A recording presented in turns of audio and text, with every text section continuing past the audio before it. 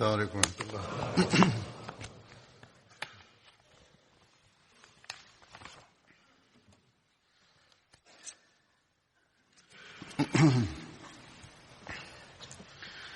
أشهد أن لا إله إلا الله وحده لا شريك له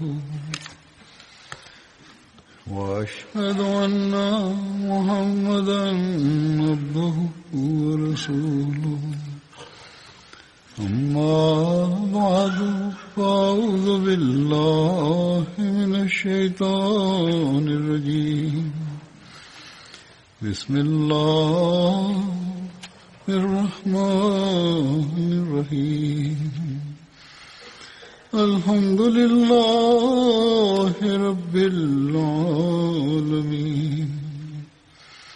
الرحمن الرحيم مالك يوم الدين إياك نعبد وإياك نستعين اهدنا الصراط المستقيم صراط الذين أنعمت عليهم غير المغضوب عليهم ولا الضالين. Dans mes précédents sermons, j'avais évoqué Sa'd bin Ubadah. Je mentionnerai la dernière partie à son propos dans le sermon d'aujourd'hui.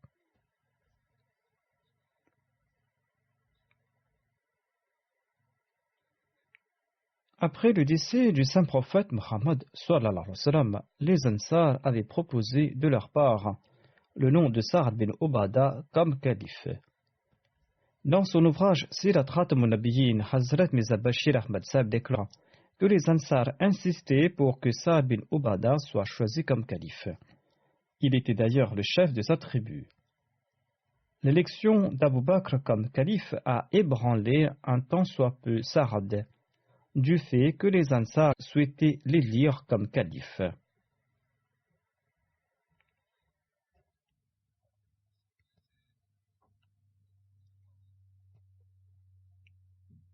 Hazrat Muslim Maud a expliqué ce sujet en détail et il a aussi mentionné l'importance du califat dans ce contexte. Selon moi, ces explications sont très importantes et sont très opportunes.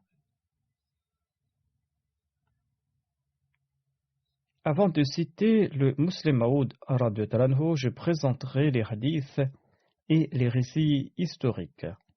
Humayd bin Abdurrahman relate que lorsque le saint prophète Muhammad lui est décédé, Abu Bakr était dans les environs de Médine. À son retour, il a enlevé le vêtement qui recouvrait le visage béni du saint prophète lui, et il a embrassé son visage béni, et il a déclaré que mes parents sacrifiés pour vous. Vivants ou morts, vous êtes éminemment purs. Ensuite, il a déclaré par le Seigneur de la Kaaba, Mohammed sallallahu alayhi wa sallam est décédé. Ensuite, Abu Bakr et Omar se sont dirigés rapidement vers la Saqifa Banu Sa'da. Lorsqu'ils sont arrivés là-bas, Abu Bakr a commencé à parler. Il a cité tous les versets révélés sur les Ansar. Et il a mentionné aussi toutes les excellences évoquées par le saint prophète Muhammad lui concernant les Ansar.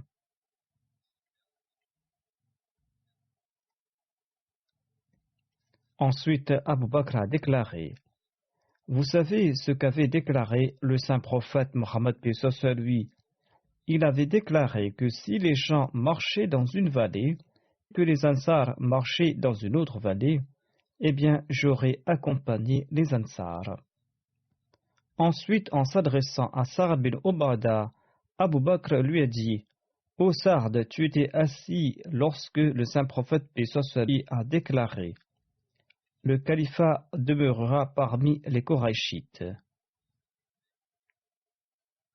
Les vertueux parmi les Koraïchites suivront les vertueux de parmi les Koraïchites, et les vicieux de parmi les Koraïchites suivront les vicieux de parmi les Koraïchites. Saad a répondu: vous dites la vérité, nous sommes les vizirs et vous êtes les émirs. Ce récit est tiré de Musnad Ahmad bin Hanbal. Selon Tabaqat al-Kubra, après le décès du saint prophète Mohammed, lui, Abu Bakr a envoyé un message à Sa'ad bin Ubadah et il lui a demandé de venir lui prêter allégeance, car les autres l'avaient déjà fait et les Ansar aussi lui avaient prêté allégeance. Sur ce, Sa'ad a répondu: par Allah, je ne prêterai pas allégeance tant que je ne lance pas toutes les flèches de mon carquois sur ceux qui m'ont renié, et tant que vous ne combattez pas ceux qui me suivent parmi ma tribu. Lorsque le calife Abu Bakr a reçu cette nouvelle, Bashir bin Sa'd lui a dit: ô calife du prophète, sallallahu alayhi wa sallam, il vous a répudié et il persiste. Et il ne va pas vous prêter allégeance même si on doit le tuer. Et on ne peut pas le tuer tant qu'on ne tue pas ses enfants ainsi que toute sa tribu.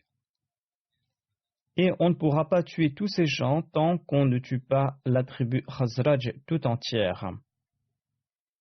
Et on ne peut pas tuer toute la tribu Khazraj sans éliminer la tribu Daous. Ne prenez pas de mesures contre lui étant donné que l'affaire est réglée aux yeux de la population. Il ne pourra pas nuire à votre personne. C'est-à-dire que la majorité des Ansar avaient prêté le serment d'allégeance au calife Abu Bakr. Cela ne fait pas de différence si Sa'd bin Ubadah ne l'a pas encore fait, car il est un homme seul abandonné. Abu Bakr a accepté le conseil de Bashir bin Sa'd et n'a pris aucune mesure contre Sa'd bin Ubadah. Un jour après son élection comme calife, Omar a rencontré Sa'd en cours de route. Omar et Ubad ont commencé à converser. Omar lui a dit: tu n'as pas changé? Sa'd a répondu: oui, je n'ai pas changé. Vous avez eu le califat et les gens vous ont prêté allégeance, mais moi, je ne vous ai pas prêté allégeance. Ensuite, Sa'd a ajouté: par Dieu, nous aimions Abu Bakr, votre compagnon, plus que vous. Voilà ce qu'il a dit au calife Omar, c'est-à-dire, nous aimions Abu Bakr plus que vous. Ensuite, Sa'd a ajouté: par Dieu, je ne souhaite pas vivre en votre voisinage. Omar lui a répondu: celui qui n'aime pas son voisinage doit quitter cet endroit. Sa'd a répondu: je le ferai certainement. Je me rends auprès d'un voisinage qui est meilleur que le vôtre. Et après quelque temps, au début du califat d'Omar, Sa'd est parti s'établir en Syrie. Ce récit est tiré de Tabaqat al-Kubra. On raconte aussi que Sa'd bin Ubadah aurait prêté allégeance à Abu Bakr. Selon Tabari, toute la population avait prêté tour à tour allégeance au calife Abu Bakr et Sa'd en avait fait de même. Ce récit est tiré de Tabari. Tout comme je l'ai dit, les explications de Hazrat Muslim Maud couvrent plusieurs aspects de cet épisode. Hazrat Muslim Maud explique la nécessité de prêter allégeance au califat, le statut du califat ainsi que la portée des actions de Sa'd. Dans un de ses sermons, il explique que le terme qatl signifie aussi l'ostracisme, c'est-à-dire couper toute relation avec une personne. Après le décès du saint prophète Mohammed, une dissension éclata entre les compagnons au sujet du califat. Les Ansar croyaient que le califat leur revenait de droit, étant donné qu'ils étaient originaires de la région. Ils disaient que si un calife était choisi parmi les émigrants, un autre devait être choisi parmi les Ansar, c'est-à-dire qu'on devait avoir 2 califes. Banu Hashim pensait que le califat leur revenait de droit étant donné que le saint prophète lui appartenait à leur famille. Les émigrants souhaitaient que le calife soit issu des Korachites car les Arabes n'étaient pas prêts à accepter personne d'autre hormis un Korachi. Mais ils ne présentaient pas un nom particulier, ils souhaitaient que le calife soit élu. La personne élue par les musulmans sera considérée comme le calife choisi par Allah. Les Ansar et les Banu Hashim étaient d'accord avec leur opinion, sauf un compagnon qui n'avait pas saisi ce point.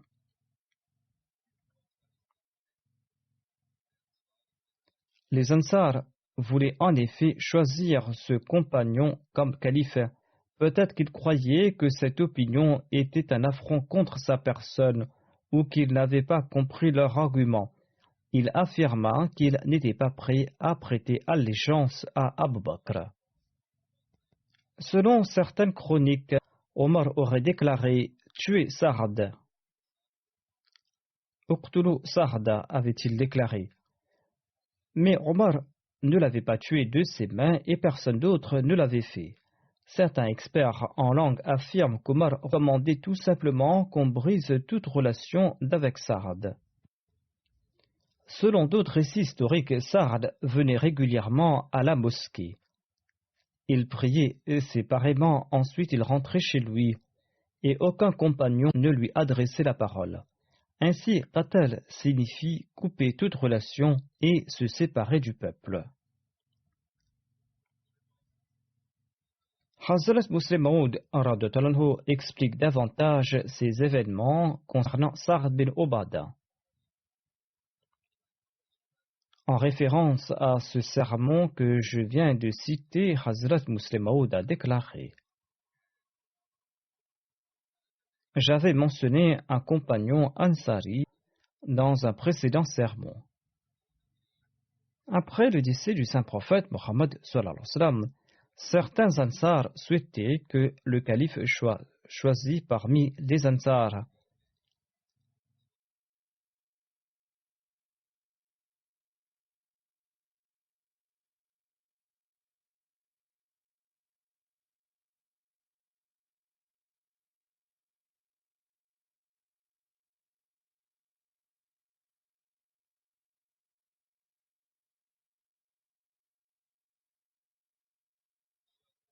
Mais les Muhajirin, les émigrants et Abu Bakr en particulier ont informé les compagnons que pareil choix ne sera pas avantageux pour les musulmans et que les musulmans ne seront pas satisfaits avec cette suggestion des Ansar.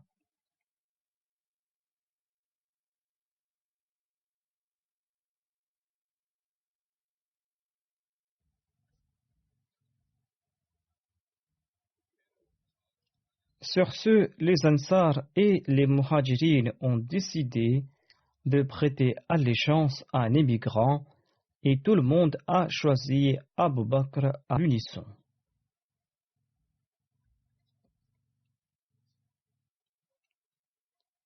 Ainsi, Abu Bakr et d'autres compagnons ont ramené les Ansar à la raison en leur disant que leur choix ne sera pas propice.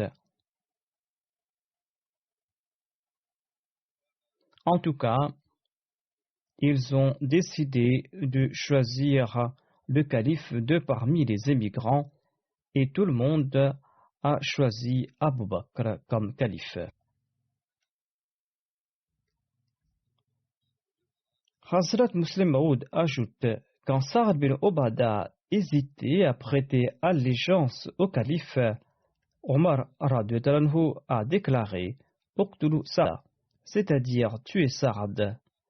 mais Omar ne l'a pas tué, et aucun autre compagnon ne l'a fait d'ailleurs. Sa'd est resté vivant jusqu'à l'époque du califat d'Omar, et il est décédé en Syrie.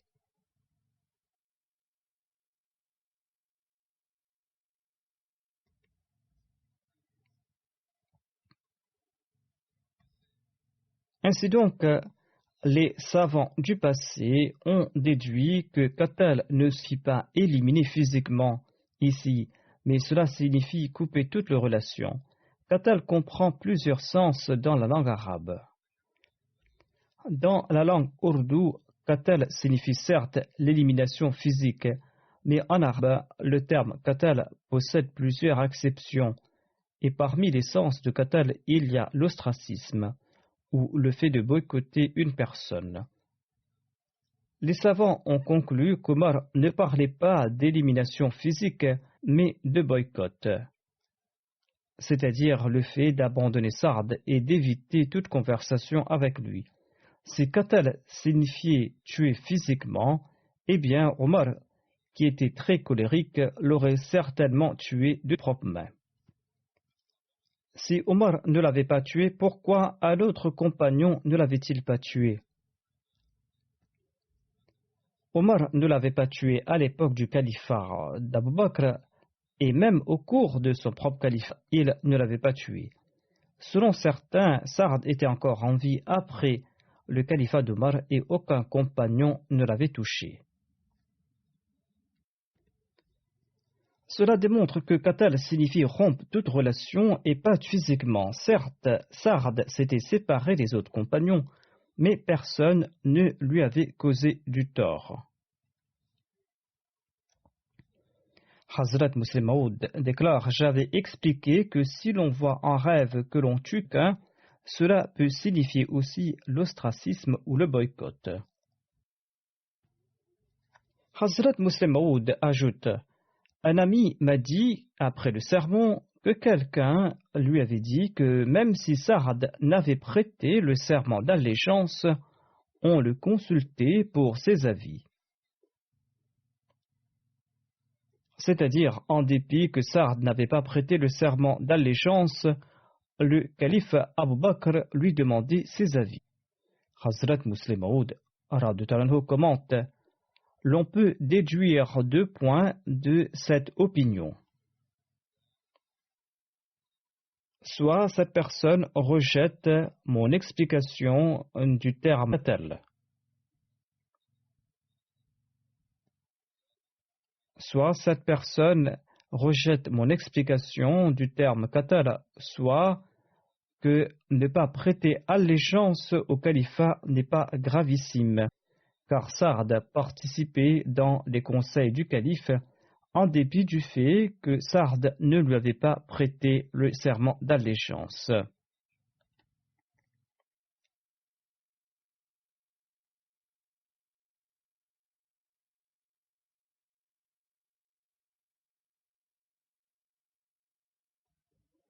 Hazrat Muslim Maud a cité un vers en persan dans lequel le poète déclare que tant que l'homme n'ouvre pas sa bouche, ses défauts sont inconnus. Mais dès qu'il ouvre sa bouche, il dévoile ses défauts. C'est-à-dire, s'il est silencieux, ses péchés sont inconnus. Mais s'il dit des sottises, ses défauts sont dévoilés au grand jour. Celui qui dit que Sa'd participait dans les conseils du calife ou qui a commenté sur le sermon souhaite en fait minorer l'importance du serment d'allégeance ou faire montre de son érudition.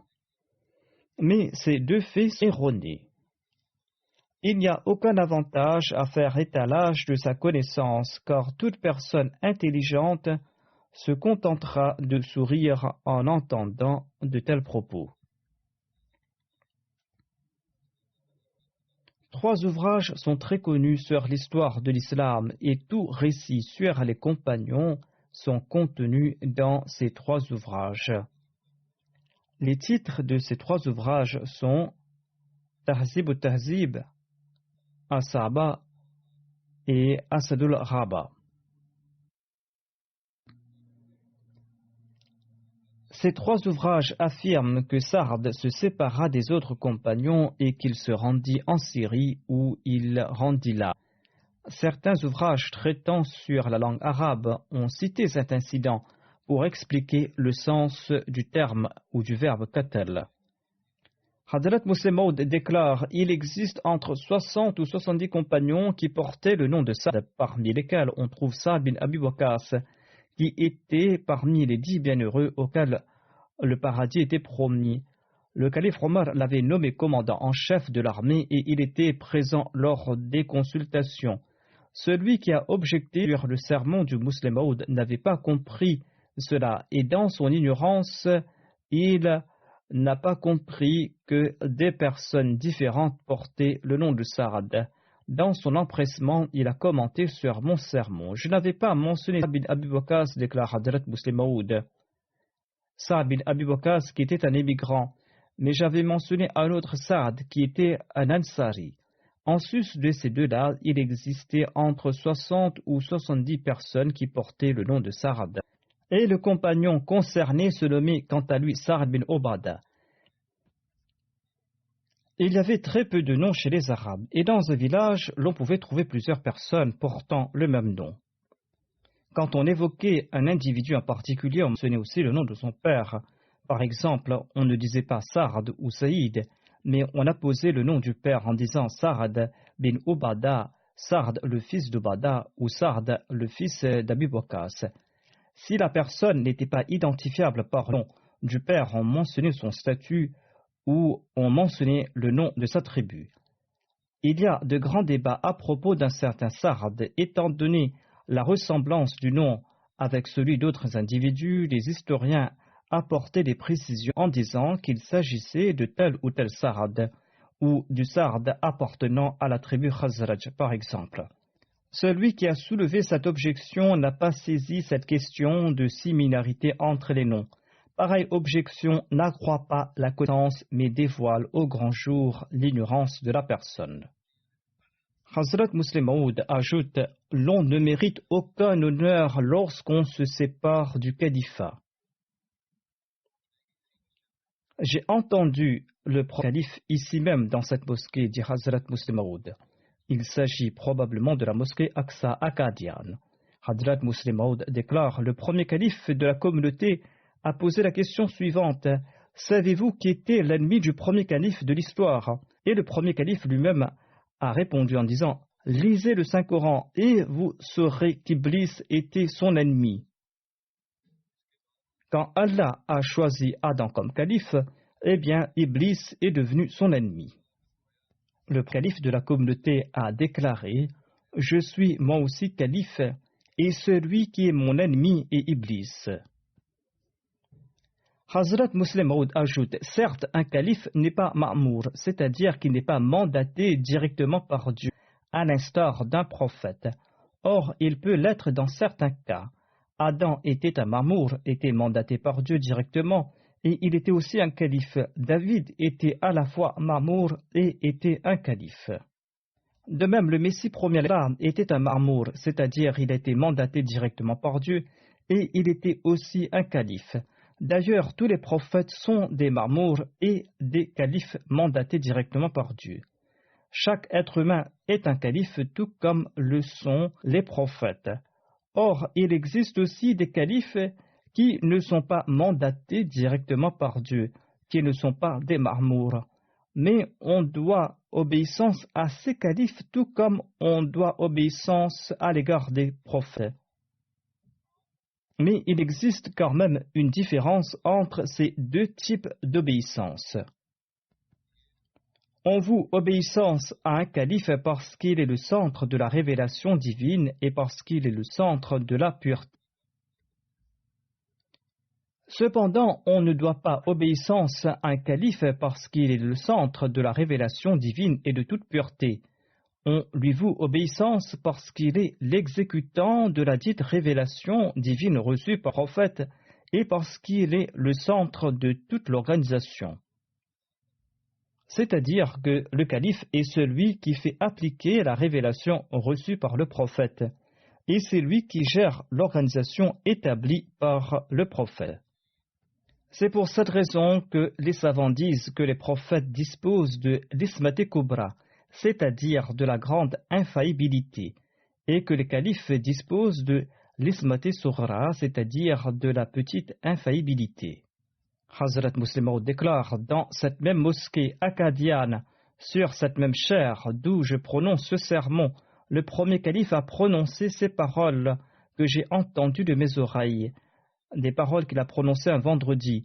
Il a déclaré: vous ne pourrez vous affranchir de l'obéissance que vous me devez en raison d'une lacune résultant d'une action personnelle de ma part. C'est-à-dire, si vous trouvez un défaut chez moi dans mes œuvres personnelles, cela ne signifie pas que vous pourrez me désobéir. Vous ne pourrez pas vous affranchir de l'obéissance que Dieu vous a imposée, car ma mission à moi est spéciale. Ma mission vise à unir toute l'organisation de la communauté, d'où l'importance de m'obéir. Pour ce qui est des prophètes, or dans ces cas pouvant nuire à l'unicité divine ou à leur mission, Allah n'intervient pas lorsqu'ils commettent des fautes en raison de leur faiblesse humaine, car ces incidents sont nécessaires en fait pour l'éducation de l'Ummah.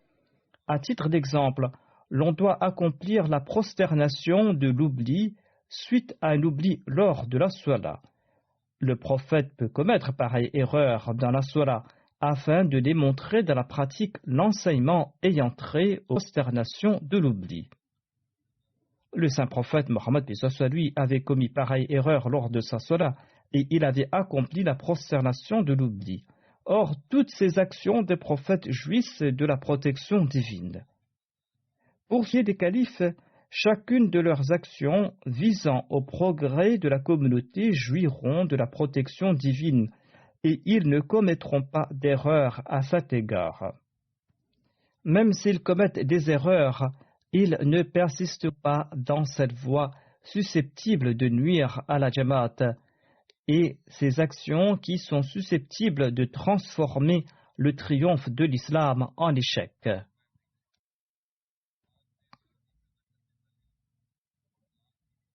Toute tâche du calife de l'époque visant à renforcer l'organisation et le parachèvement de l'islam jouira de la protection de Dieu. Et si jamais le calife commet des erreurs à cet égard, Allah en personne y apportera des rectifications. En somme, les actions du calife concernant la nizam, l'organisation de la communauté, sont sous la responsabilité de Dieu et non sous la sienne. Et c'est pour cette raison qu'on dit que c'est Dieu lui-même qui choisit son calife. Cela ne signifie pas que le calife ne peut pas commettre d'erreur. Dieu corrigera cette erreur par les propos du calife ou ses actions. S'il n'a pas rectifié cette erreur par les propos du calife ou ses actions, il transformera les conséquences néfastes de cette action ou en préservera la nizam. Si la sagesse dit souhaite que le calife commette une action pouvant nuire en apparence aux musulmans ou susceptible de faire régresser la Jamaat, eh bien Allah en personne dissipera les conséquences néfastes de cette action par des moyens fort secrets et il favorisera ainsi le progrès de la Jamaat et ne poussera pas la Jamaat vers la décadence. La sagesse secrète motivant cet oubli ou cette négligence du calife s'accomplira.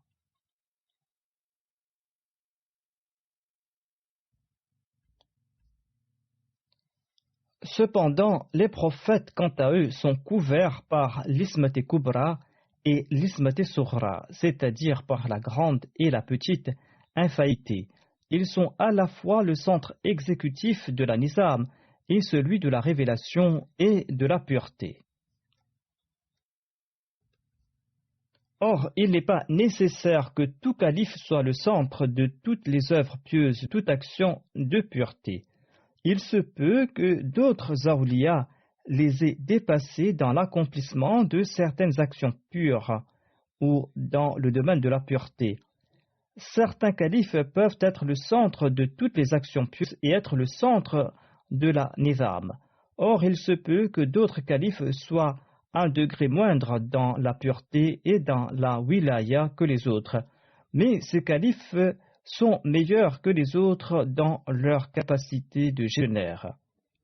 Or, chacun doit obéissance à tous ces califes en toutes circonstances, car la nizam est liée jusqu'à un certain point à la politique de la Jamaat. Les lecteurs se trompent peut-être en entendant la phrase « la politique de la Jamaat » et certains se demanderont ce qu'il en est. Dans la langue et l'usage courant, le mot politique a un sens négatif et le mot politique est utilisé au sens négatif. Certains hommes politiques ont terni le sens du terme politique. Le mot politique est synonyme à présent de tromperie, de léser autrui ou de négliger ses devoirs. Or, la politique, selon les dictionnaires, signifie la bonne gestion d'une organisation ou le recours à de bonnes stratégies. La politique signifie aussi la prévention contre le mal, le maintien de l'organisation, le recours à l'intelligence et à la sagesse dans l'administration. La politique signifie aussi la bonne gestion des relations internationales. Ceux-ci sont donc les sens premiers du mot politique. Il s'agit donc d'un terme comportant des connotations positives, mais malheureusement, nous avons oublié ces sens premiers en raison des actions condamnables de certains politiciens et nous en déduisons des sens négatifs. En tout cas, Hazrat Muslim Maud a utilisé ce mot au sens positif et on comprend toutes ses significations dont le fait d'user son intelligence, sa sagesse et ses aptitudes dans la gestion d'une organisation. Hazrat Muslim Maud déclare que, étant donné que la nizam, l'organisation de la communauté, est liée jusqu'à un certain point à la politique de la Jamaat, la qualité première du calife est qu'il possédait une bonne maîtrise de la gestion. Tout en étant un très bon gestionnaire, le calife doit aussi affermir la foi et en expliquer le sens. Le calife doit administrer l'organisation de la Jamaat et il doit aussi renforcer la foi et l'établir. C'est pour cette raison qu'Allah déclare si à propos du califat dans le Saint-Coran. Allah déclare à propos du califat وَلَا يُمَكِّنَنَّ لَهُمْ دِينَهُمُ الَّذِي ارْتَضَىٰ لَهُمْ. C'est-à-dire, Allah renforcera leur foi et leur accordera la suprématie dans le monde. La religion que présentent les califes sera protégée par Dieu. Or, il s'agit de la protection moindre. Le calife peut commettre des erreurs sur des détails et il peut y avoir des différences d'opinion entre les différents califes, mais ces différences concernent des faits mineurs. Par exemple, il y avait des différences d'opinion entre Abu Bakr et Omar radhiyallahu anhu.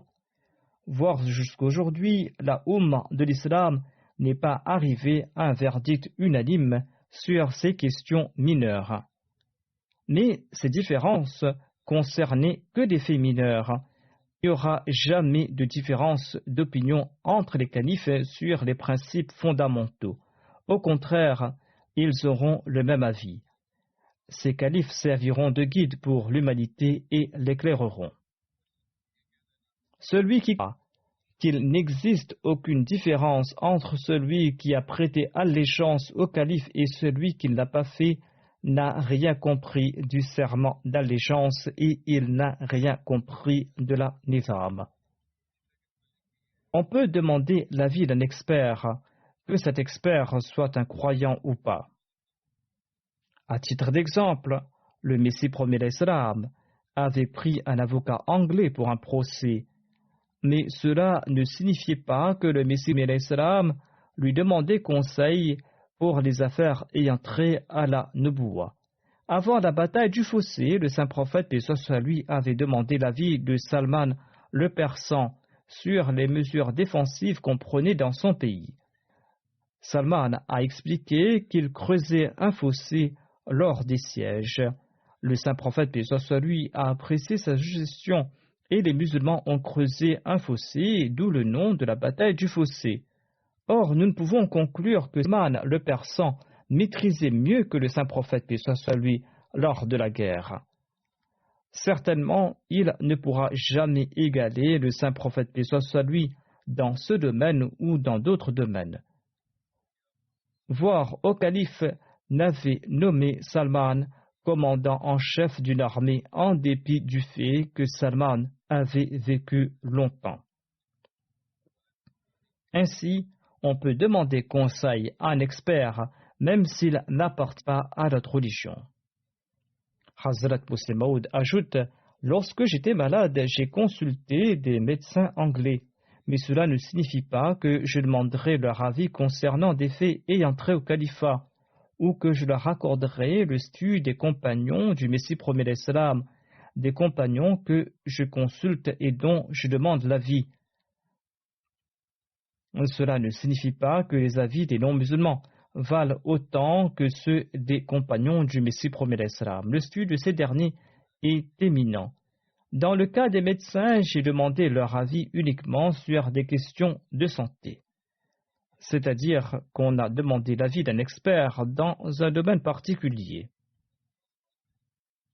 Ainsi que, même si on avait demandé l'avis de Sa'd bin Obada sur un fait ayant trait à ce monde, étant donné son expertise en la matière, on ne peut pas affirmer qu'il était présent lors des conseils du calife.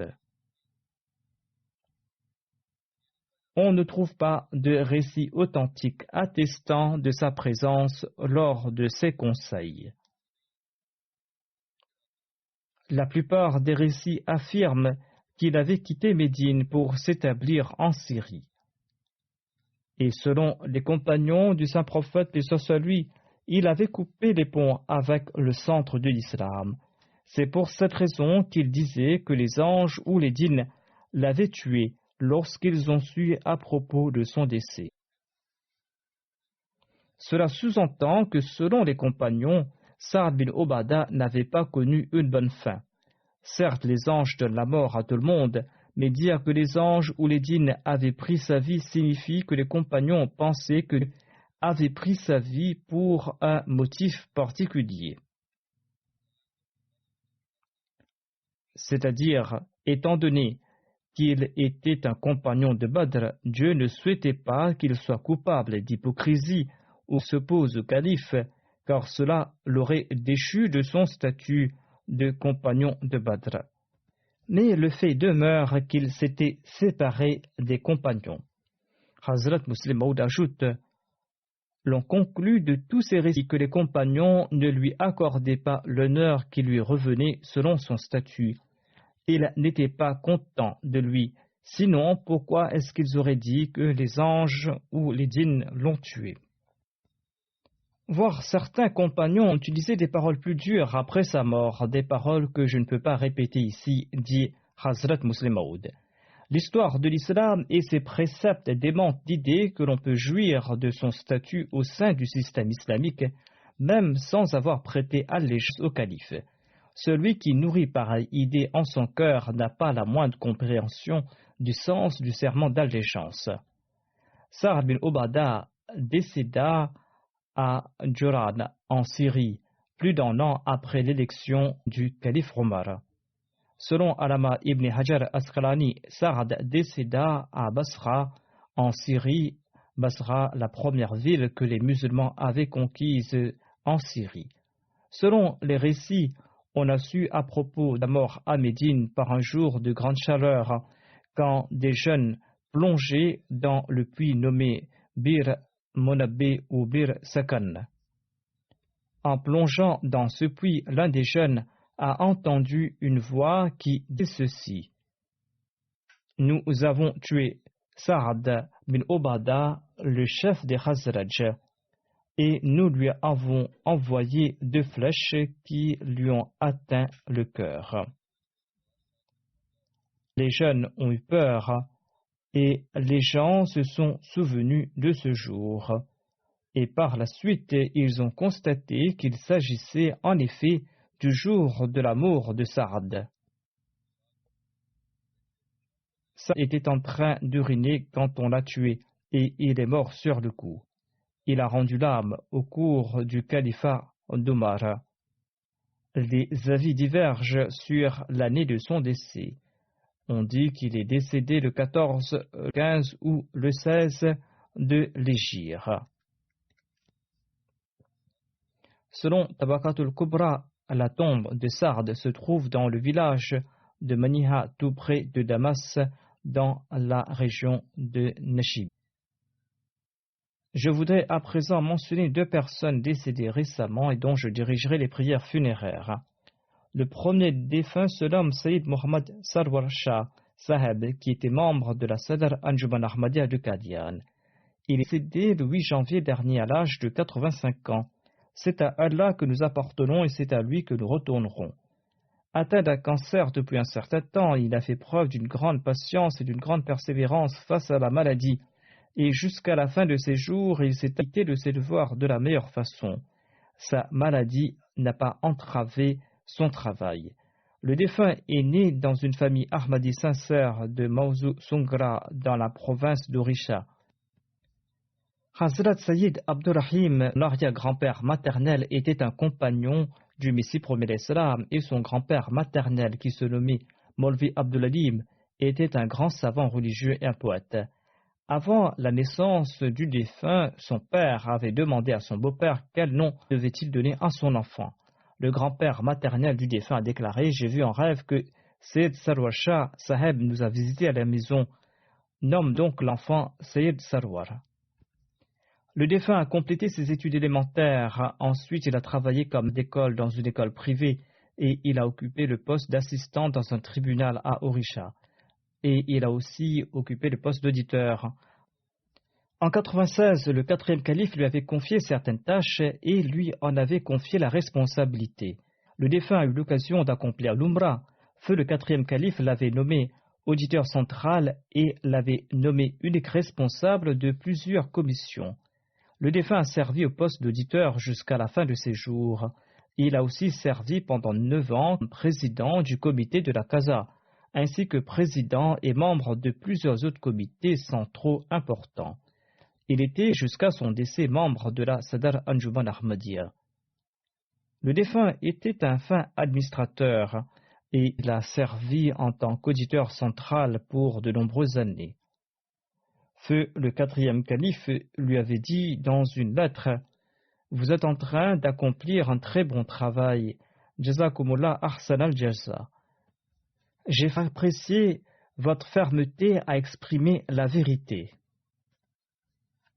Par la grâce d'Allah, vous êtes très méticuleux et très vigilant sur des points importants. Continuez votre travail sur cette ligne. Personne ne pourra enlever votre tâche. » Et le calife avait aussi prié pour sa santé et sa longévité.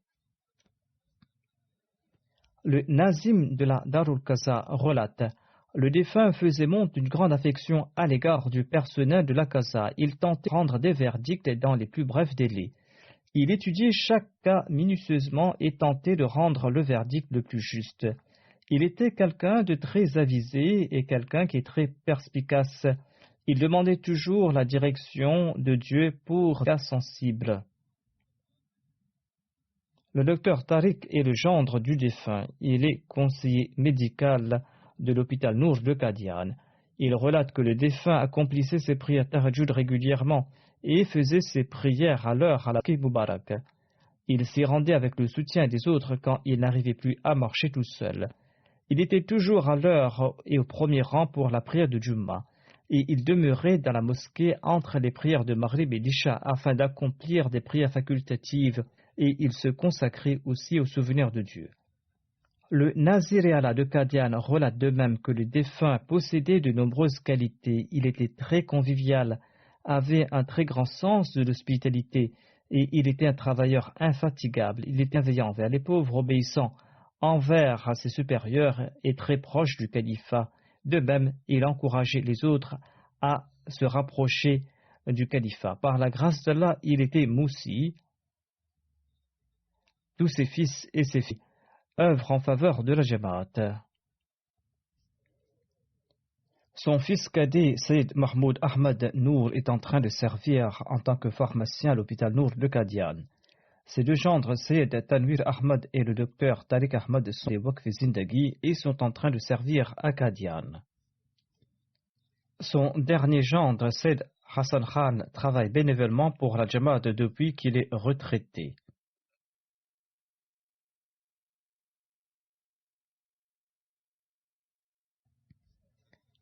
Tant que feu Mirza Wassim Ahmad Sab était le Nazir Allah de Qadian, le défunt faisait des audits en faisant montre d'une grande déférence et il lui posait les questions nécessaires.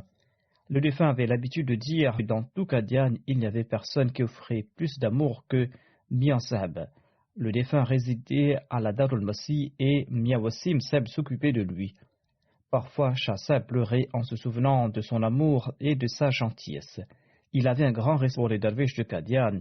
Lui-même vivait modestement tel un derviche. Il aimait aussi les étudiants de la Jamia et avait un grand respect pour les savants de la communauté. Qu'Allah exalte le rang du défunt et permette à ses enfants de suivre sa voie. La deuxième prière funéraire sera celle de Madame Shaukat Gohar Saheba, qui était l'épouse du docteur Latif Ahmad Qureshi de Rabwa. La défunte était aussi fille du feu Maulana Abdul Malik Khan. Elle est décédée le 5 janvier dernier à l'âge de 77 ans à Rabwa.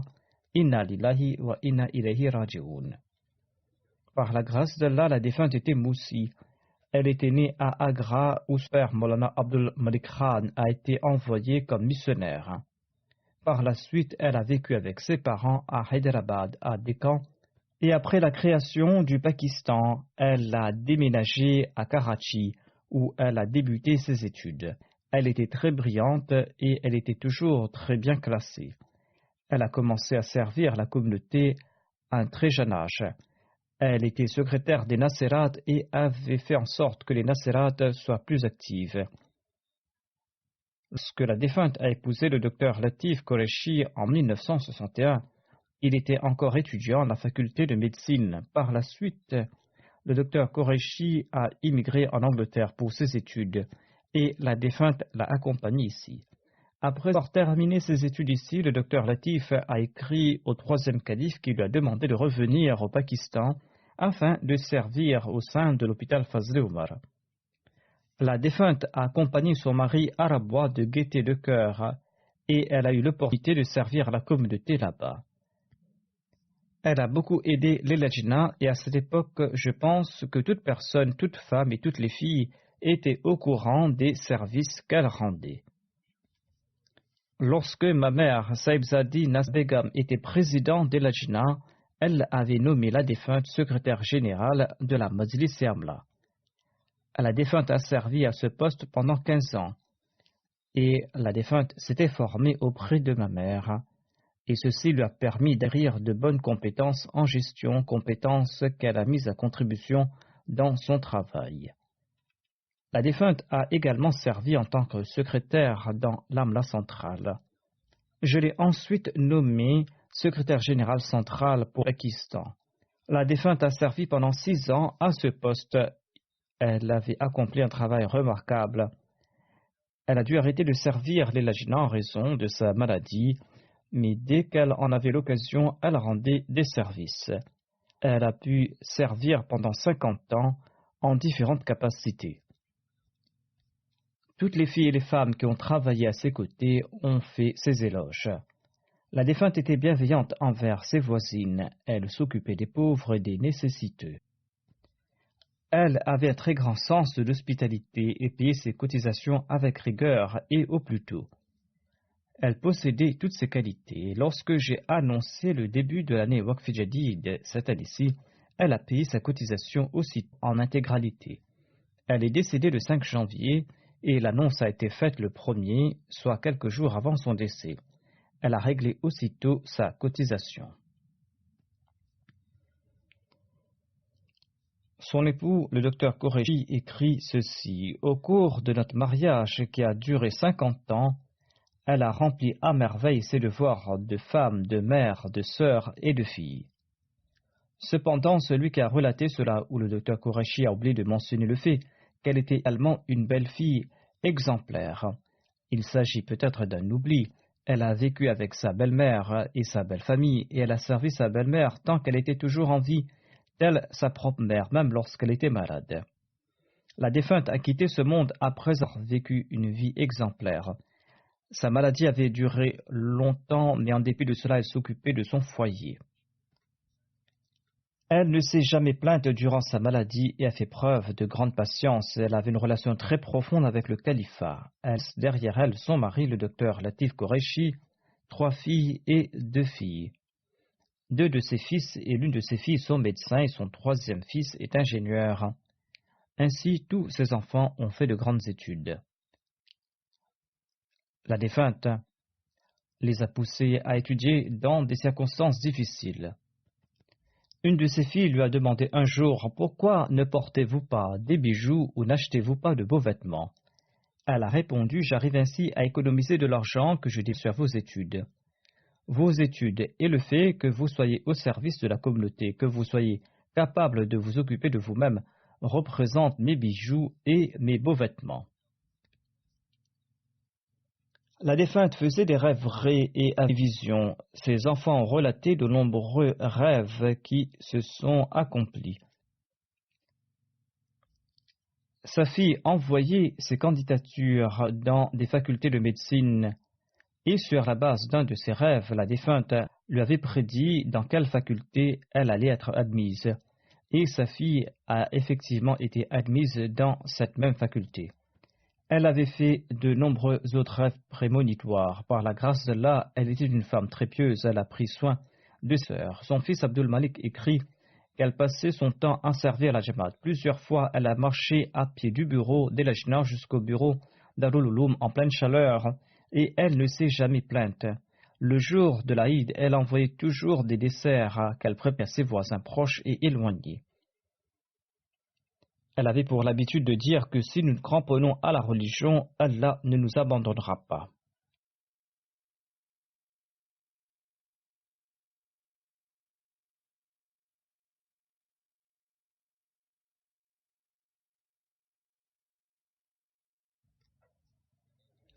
Sa fille écrit: après mon mariage, lorsque j'ai eu des enfants qui habitent maintenant aux États-Unis, elle me conseille toujours d'établir une relation d'amour et amicale avec mes enfants, afin de les préserver de l'environnement délétère existant aux États-Unis et dans d'autres pays, et de faire en sorte que mes enfants soient toujours attachés au foyer et qu'ils ne préfèrent pas sortir et passer du temps à l'extérieur. Sa fille ajoute: un jour, à la faculté de médecine, des filles se sont liguées contre moi en raison du fait que j'étais Ahmadi et m'ont boycotté. J'ai téléphoné à ma mère et elle m'a consolé. Elle a dit: pourquoi pleures-tu? Les prophètes ont toujours été persécutés et à l'occasion de marcher sur cette voie. Sache que si tu es persécuté en raison de l'Ahmadiyya, Allah ne va pas t'abandonner et tu vas réussir. Sa fille ajoute qu'elle a réussi à tous les examens et ces mêmes filles qui l'avaient persécutée ont toutes échoué. Qu'Allah exalte le rang de la défunte et qu'il permette à ses enfants de suivre sa voie, qu'il fasse qu'ils soient pieux et vertueux et qu'ils soient des serviteurs de la religion et qu'ils soient proches du califat et fidèles envers le califat. Après la prière de Juma et la prière d'Asr, je vais diriger la prière funéraire de ces 2 personnes.